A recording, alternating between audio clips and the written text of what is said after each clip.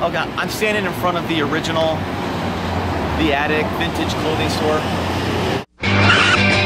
Leisure suits, go-go boots, feathered hat, fat cat, hippie chick, patchwork skirt, disco duper, Gucci shirt, shark skin slacks, gunny sacks, patent leather, bow of feathers, hip hugger, toe tuggers, brown shoe, ribbon blue, golden mane, lingerie, saddle shoes. At the Attic Vintage Clothing Store in Las Vegas, the only thing that's out of style. It's temporarily closed right now because of a huge electrical explosion next door. Nevada Energy's location rocked the whole area, doing damage to stores across the street. Everything is boarded up around here, down about 100 yards or so.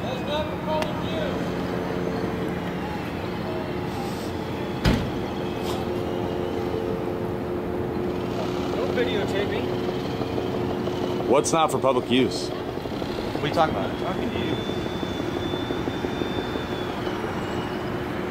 Go ahead, keep going. Security seems to be pretty tight around here too. Must be trying to hide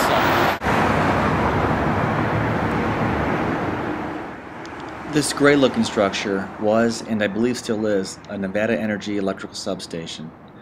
It exploded on July 11, 2010, causing extensive damage to nearby small businesses on Main Street in Las Vegas.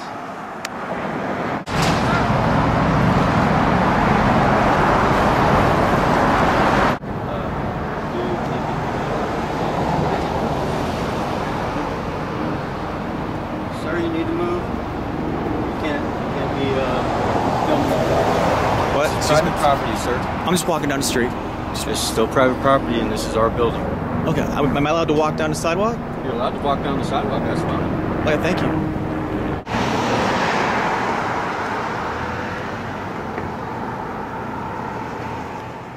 Opportunity Village thrift store caught fire just hours after the explosion.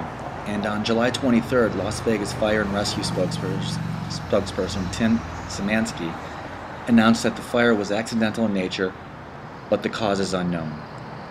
These boarded up small businesses were directly damaged by the blast from across the street.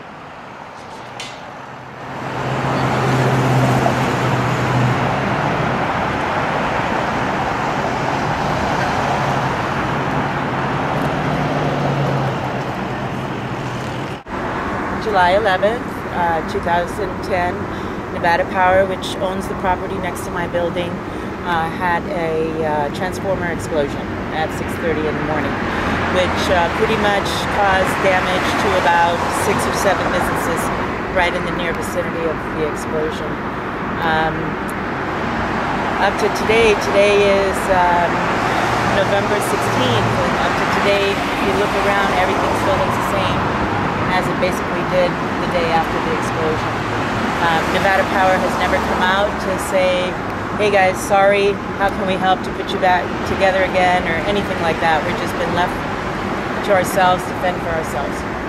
And I find that very difficult since they are such a big corporation and they're the only energy company here in town that we're basically at their mercy. You can't connect with them, you can't even contact them. It's even set up to where it's difficult to contact and communicate with them the way the phone system works. But I just find that it's a big shame that they wouldn't come out and just say, you know, sorry this happened, and let's see what we can do to put you folks back to where you were before this happened, which to me is like what I would have done if that was my situation. Again, I'm not a corporation, I'm a human being, and I know they don't think that way. You know, it's all about money, and making sure that their stockholders have money and all that kind of stuff. And I'm a capitalist. I believe everybody should make money, but not off the skin of other people. It's not fair. It's not right. This is a small family-run business. Yes, it's a mom and pop. Yes, that's how we started. Now, basically, you know, it's me. My kids come out and help me out. I'm at a much smaller location, which cuts my loss of income because, you know, 10,000 square feet to 3,600 square feet is a big difference of inventory. I know I would feel like I was upset, like but I happened. felt, well, shoot, you know, it's Nevada Power, so I'm sure they're gonna take, you know, I'm sure they're gonna take care of this mess. That was my first thought. That's what that would be my Initial assumption too. Yeah. Right. And then I waited. It was Sunday morning, so I waited till Monday morning, and that whole Sunday I thought, let's see what's going to happen. I'm going to call my insurance tomorrow. So I called them and let them know that my building was involved in a Nevada power explosion, and what should I do?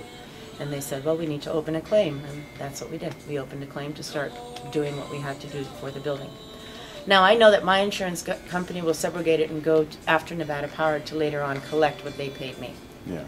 So that's how these guys apparently do this kind of stuff. But that still doesn't help the issue that you've displaced 7 businesses for a period of time. If that property there was my home and that happened, first thing I would do in the morning is go see my neighbor and say, oh my God, what a horrible accident. Are you okay? Is everybody okay?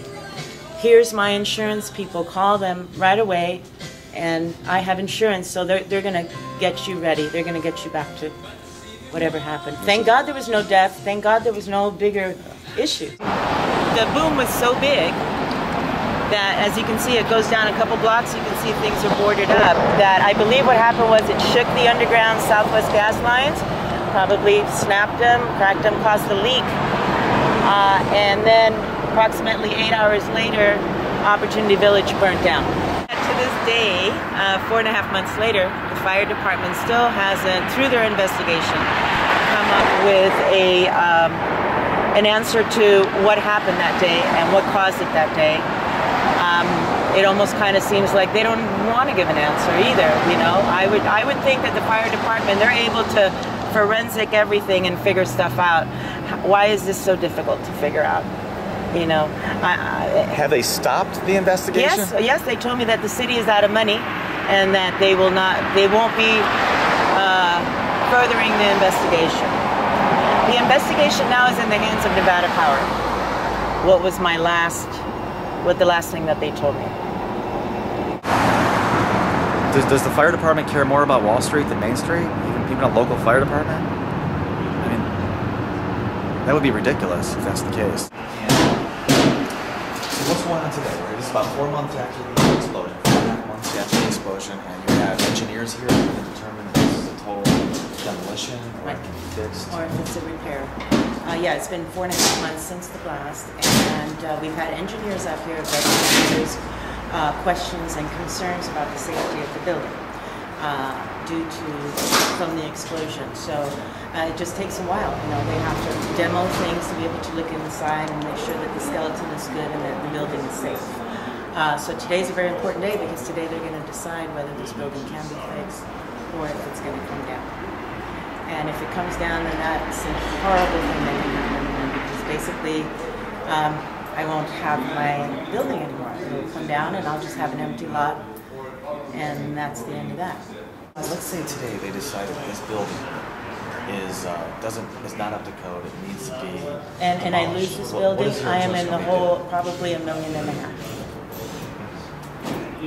Simply put. And if they decided this is refurbishable, let's say these engineers here today decide that this can be refurbished and fixed. Will your insurance company fix it? Yes, that is. Yeah, I have that policy for them to rebuild and fix my building if it is up to code. Yeah. I'm hoping that that's what happens. I mean, I don't want to. Like I said, I've been here for many years. I've been working very hard, and I hate to start from scratch now. It's a little too late for that. But if we can repair the building, make it safe, then we can come back and I can do my business. Hallelujah. That's wonderful, and that's ultimately what I want. Accidents happen.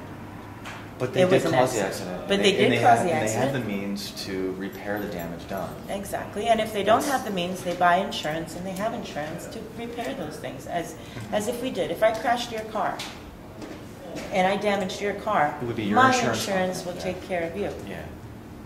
The only way that you would go to yours is if I didn't have insurance. We know they have insurance. An obvious example of Wall Street screwing over Main Street. I mean, literally, we are on Main Street, Las Vegas. Yeah. Nevada Energy is traded on the New York Stock Exchange in downtown Manhattan. Yes. And they're completely screwing over some small businesses right here lined up on Main Street, Las Vegas, owned by mom and pops. They get bailouts, they get this, they get that. We're still here over here trying to get a bone.